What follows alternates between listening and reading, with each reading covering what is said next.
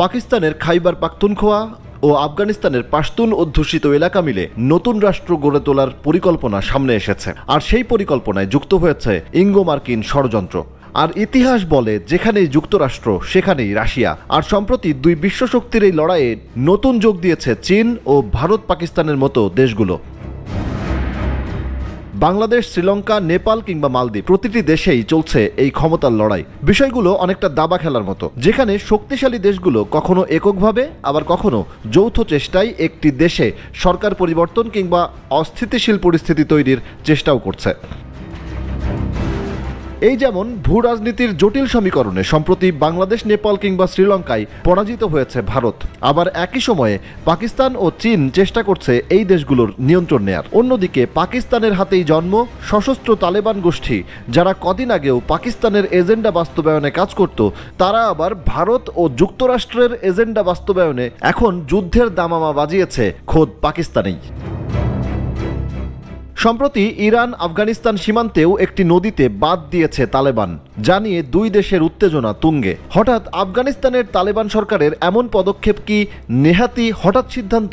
না, তা নয়। এখানেও আছে ক্ষমতাশালী দেশগুলোর সাম্রাজ্যবাদী চিন্তা। গেল 25 ডিসেম্বর আফগানিস্তানের পৃথক 7টি জায়গায় বিমান হামলা করে পাকিস্তান। এতে নারী ও শিশুসহ নিহত হয় 46 জন।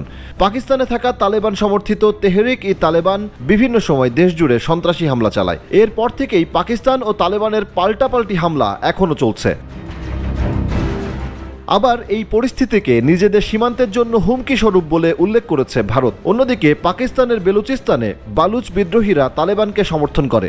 2024 সালে দেশটির নিরাপত্তা বাহিনী ও চীনা নাগরিকদের ওপর হামলাও করে তারা। পরিস্থিতি এতটাই বেগতিক ছিল যে 3 বার বেলুচিস্তানের গোয়াদার আন্তর্জাতিক বিমানবন্দরের উদ্বোধন স্থগিত করতে বাধ্য হয়েছে পাকিস্তানি সরকার।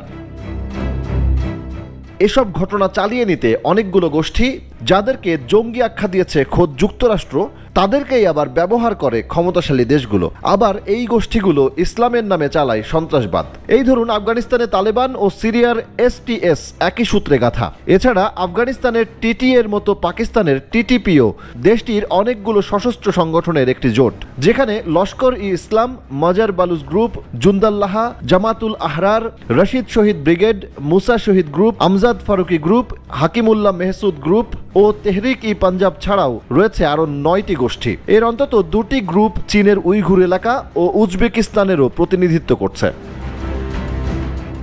এছাড়া এশিয়া প্যাসিফিক অঞ্চলে চীনের আধিপত্য বিস্তার বহুদিনের স্বপ্ন। সেই লক্ষ্যে আফগান ভূমি থেকে মার্কিন সেনারা চলে যাওয়ার পরই সেখানে বিপুল পরিমাণ অস্ত্র পাঠানোর পরিকল্পনা করেছে চীন। সব মিলিয়ে ভূ রাজনীতির এই খেলায় চলে অস্ত্র ব্যবসা আর অর্থের বৃষ্টি, যেখানে সাধারণ মানুষের জীবন অনেকটাই মূল্যহীন।